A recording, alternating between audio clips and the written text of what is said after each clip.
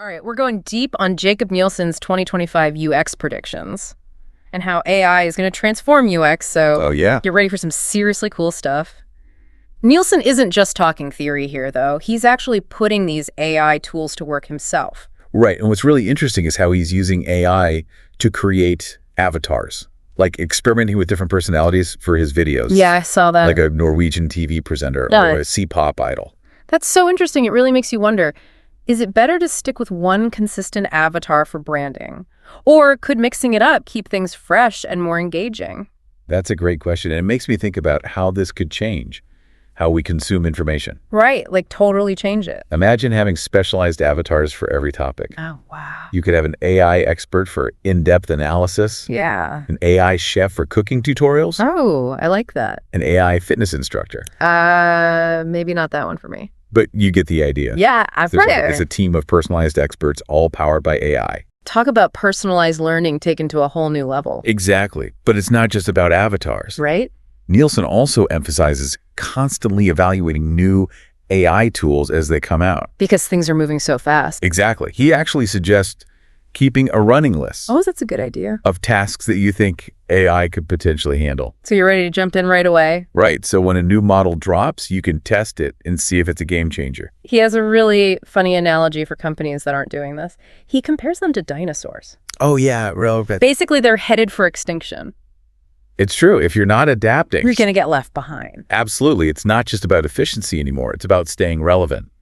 And Nielsen practices what he preaches. He used an AI service called Gamma. Oh, yeah. Tell me about that. To turn one of his own articles into a slide deck. I was so impressed by that. Just feeding it the article and boom, a complete slide deck with key points, visuals, and different aspect ratios. You can adjust it for whatever you need. Seriously, that's a game changer, especially for anyone who does a lot of presentations. Oh, for sure. Imagine the time you could save. So much time. Especially if you're a busy professional. And it's not just for presentations. Think about reports, educational materials, all instantly generated from existing content. Right. But I do wonder about the limitations of AI in this. Yeah. Nielsen did mention some issues with stock photography and font sizes. Yeah, I remember that. So it seems even AI has room for improvement. Of course, it's not perfect. But the speed of development is incredible. Yeah. If it can already do this, just imagine what it'll be capable of in a few years. Okay, let's get to the part I'm really excited about. AI analyzing usability tests. Oh yeah, this is fascinating. There was a research study where they used ChatGPT 3.5 to analyze transcripts from user sessions. Interesting. And while it didn't catch every usability issue, it identified a significant portion of them accurately. That's pretty impressive. And remember, that study used an older AI model. Right, that's true. Today's AI is much more sophisticated. Capable of analyzing screen recordings. Oh, wow. Audio, even picking up on users' emotional cues. So it's like having a super-powered UX researcher working with you. That is incredible. I wonder, how accurate is that emotional analysis now? And how might that change how we do user research in the future? Those are really good questions. Yeah. And it all comes back to AI's constant evolution. Which brings us to another really important point. AI's impact on jobs. Yeah, there's a lot of anxiety about AI taking over. But Nielsen actually references a study from Oxford that found AI is creating more jobs than it's eliminating. Wait, really? Yeah. That's surprising. In a good way. It is, but it makes sense when you think about it. How so? The study emphasizes that jobs requiring skills that complement AI, those are the ones that are on the rise, while jobs that can be easily substituted by AI are declining. So it's not about humans versus machines. It's more about humans working alongside AI. Exactly. It's about adapting and using AI as a tool. That makes sense. But I'm curious which specific UX roles are going to be most affected by AI. Nielsen actually has some very specific predictions about which UX jobs are likely to grow and which ones are likely to decline in the coming years. Okay, I definitely want to hear about those. And they might surprise you. Well, let's dive into those predictions in the next part of our deep dive. This is already giving me a lot to think about. Me too.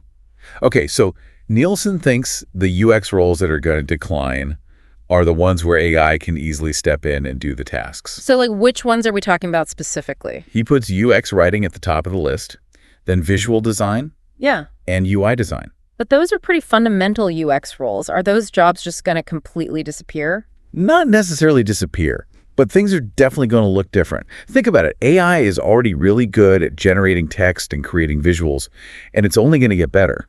Yeah, sure. So as that happens, it's easy to imagine AI taking over more of those tasks. So what happens to all the UX writers and designers? What can they do? Well, Nielsen says we'll still need humans, especially at first, like during this transition period. Yeah. But he predicts maybe as much as 75% fewer people will be employed in those roles by 2030. Wow. So his advice is to focus on developing skills that AI can't replicate. So skills that complement AI. Exactly, like moving up the value chain, becoming more strategic and less about the hands-on execution. Okay, that makes sense. For UX writers, that could mean moving into content strategy.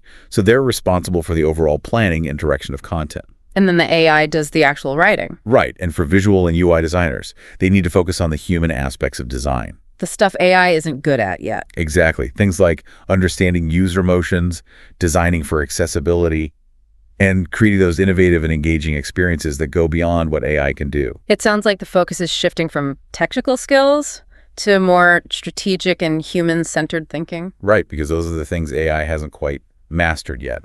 So we've talked about the jobs that might decline. What about the roles that Nielsen thinks will actually grow? Well, he sees potential for growth in the areas where human expertise is still crucial. Like where? Interaction design, for example. Interesting. That's likely to see a big jump in demand as AI takes over more of those routine UI tasks. So the interaction designers are focused on the bigger picture, like the overall flow and feel of the user experience. Yeah.